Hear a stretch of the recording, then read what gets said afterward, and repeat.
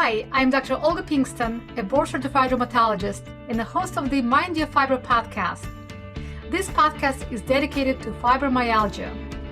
I discuss up-to-date information about fibro, its treatment, the biology and psychology of the fibromyalgia.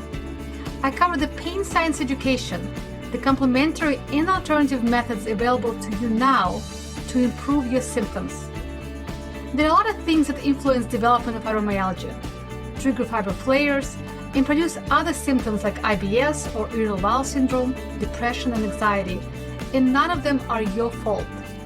In the Mind Your Fibro podcast, you will learn how and why fibro develops, how chronic pain changes your brain, and most importantly, that you're not alone in the struggle, that fibro is real, and how to not let fibro control your life.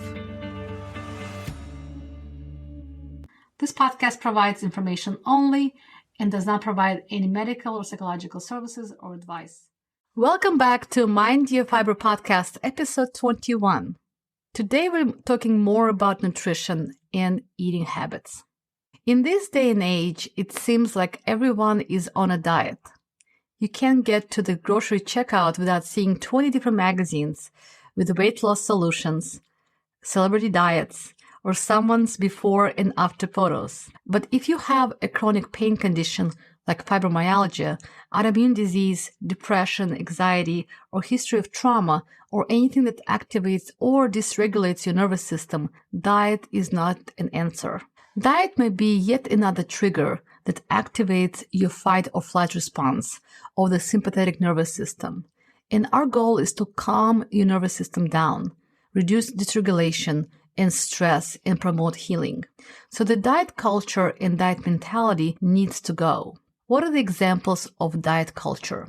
Diets promote not listening to your body and eating with a goal of not nourishing it, but producing results, typically a weight loss. Diets are notorious for labeling foods as good or bad. You are feeling guilt, shame for eating off your diet plan, feeling unworthy due to body size or your medical condition, thus trying to fix it by using an external set of rules. If you ever tried earning food following a workout, I worked out this morning so I deserve this bagel or donut, this is an example of diet culture. Suppressing your appetite with caffeine, diet soda, smoking, water, and counting calories, points, allowances, waiting for cheat days, and not listening to your body about how different foods align with your body and health, or going too deep and giving a lot of power to the food. I ate this morsel of a cookie, no wonder I'm in a fibro flare. Diets are simple. They are often black and white. Eat this, not that. But they do not address emotions, stress, chronic pain or illness, painful flares, relentless fatigue, and diversity of cultures and beliefs. So when you force the food choices on yourself to lose weight, eliminate trigger foods, label foods, etc., you are focusing on the outcome from a place of negativity and fail to recognize the complex and multifactorial nature of health and well-being. So what is the alternative? What should a patient do if she wants to lose weight, avoid foods that may cause disease, and still keep her sanity? I don't think I have the answer that will work for everyone, but this is how I think about nutrition and eating. I have battled with weight all my adult life, and although I love mind and thought work, as I have my educational roots in engineering, math, and medicine, I like to have a systematic approach to whatever I'm doing. So I like to break down problems into logical, doable sections that can be tackled using the power of knowledge while acknowledging that we are humans with human brains and emotions. I also like to think of the root cause of our problems, like weight gain and obesity. It may be a different reason for many people, so forcing the same diet will not work on everyone, and the outcome will be different.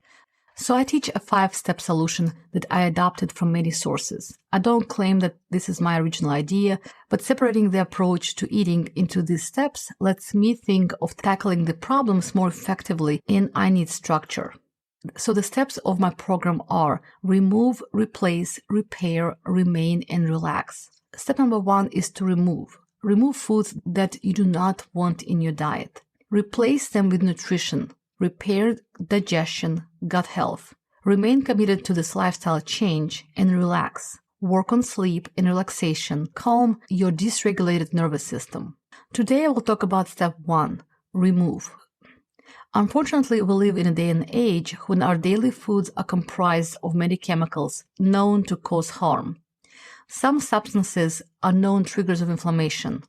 Some are even carcinogens, chemicals known to cause cancer, and some may contribute to heart disease or other conditions. So artificial colors and flavors that, for example, are banned in other countries like the UK are still allowed in the US will be an example of these substances. I would not even consider most of these substances as food, so labeling them as bad is okay in my book. If it's man-made, added to food to enhance flavor or shelf life, I'm okay with labeling it as harmful. If you cannot pronounce it, if the food item has 20 ingredients and you can only identify 3 of them as food, I'm okay with labeling it as bad and removing it from my diet. So removing highly processed foods. We read about it everywhere. Take out the processed foods. But what is it? Dietitians separate foods into groups. Group 1 is minimally processed and unprocessed foods that are all vegetables, fruits, grains, beans, nuts, meat, eggs, and milk, nature-made ingredients. These foods may have gone through roasting, boiling, or pasteurization to increase shelf life or to make them safe to eat, but they are not manipulated beyond that. Group 2 foods are processed culinary ingredients obtained directly from Group 1 foods or from nature. This can include foods such as olive oil made from olives from Group 1, maple syrup, honey, and salt. Group 2 foods are mainly used to prepare and cook Group 1 foods. Now, Group 3 are processed foods, including items made by adding ingredients like salt, sugar, and other substances from Group 2 to Group 1 foods. Examples include whole grain bread, fruit and syrup, bacon, and cheese. So if you followed the recipe and used unprocessed foods from Group 1, vegetables, meat, and added salt and pasta, you made a processed food, spaghetti. Now, Group 4 is ultra-processed foods. These contain little, if any, of the foods or ingredients from Group 1, unprocessed foods. These items are meant to be convenient, highly rewarding to your brain, and low cost, and typically high in sugars, refined grains, and flour, fats, preservatives, and salt. Flour is typically white, fine, and bleached. These foods are not natural. They contain nothing fresh, and the label is a mile long and full of chemicals that we cannot pronounce. So these foods we are told to avoid when we're talking about processed foods. Soft drinks or soda, slushies, chips, McDonald's fries, and most fast foods. Foods that you can get from a gas station or convenience store that's in a package, Snickers bar or most candy bars, most breakfast cereals, lunch meats, etc. Again, if you cannot read the ingredient, it is likely not something you want to eat. If the food has more than 5 ingredients and is in a package, chances are this is highly processed food. Another ingredient I want you to pay attention to and remove from your diet in excessive amounts is sugar. Again, sugar is a refined processed food. It is not found in nature. It is man-made. I do not want to label sugar as bad or good because sugar by itself is totally neutral. It is not bad or good. Sugar is sugar. I think it is not the sugar, but usually the amount of sugar that is often the problem. Now, I devoted the entire episode on sugar. Please look for it in the prior episodes, and I will also link to it in the show notes. So why do I think removing these highly processed foods is good for you? Here's an analogy I teach to my patients. It is spring, and many of us are planting to grow something in our gardens. Say you're planting a tomato bush. You carefully prepared the ground, got the best soil, nutrient-rich dirt with some compost, found the sunny spot, you have plenty of water, you brought a healthy tomato plant from the garden supply store or nursery. You planted the tomato plant, and it looks great. You water it daily. Remove weeds, and shoo away the pesky rabbits. But once per week, you go to the garden and put a cup full of pesticides, say Weed Be Gone or something like that, to the ground next to the plant, and it damages the plant. So you're doing everything right, the sun, the water, the perfect soil, but the tomato plant is not doing so well because every now and then you put some harmful chemicals on it. Now, it may not kill the plant. Your tomato may survive and even blossom and produce the tomatoes, but the quality will not be the same. The plant's potential was altered. Your efforts of doing all the right things did not produce the result of a healthy plant because the harmful substances reduced the benefits of all the other good nurturing behaviors. So look at your eating habits. Do you focus on eating and nourishing your body? Do you consume foods that are highly processed?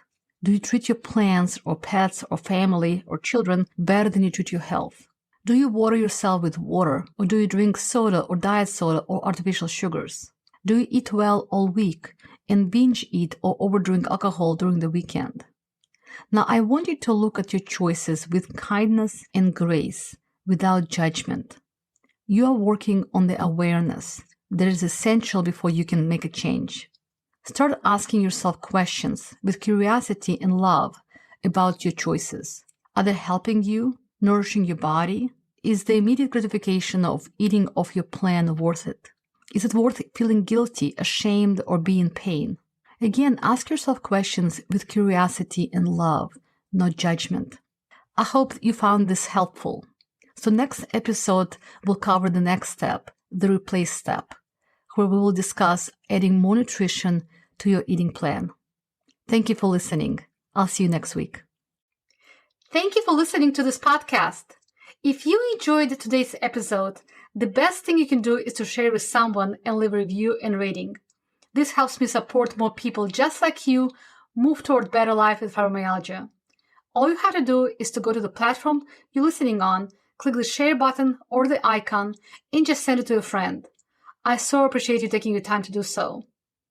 Make sure you sign up or subscribe to this podcast so you can get the most up-to-date information in the new episodes. Thanks for joining me today, and I will see you next week. And don't forget to mind your fibro. Disclaimer, this podcast provides information only and does not provide any medical or psychological services or advice. None of the content on this podcast prevents, cures, or treats any medical or mental condition.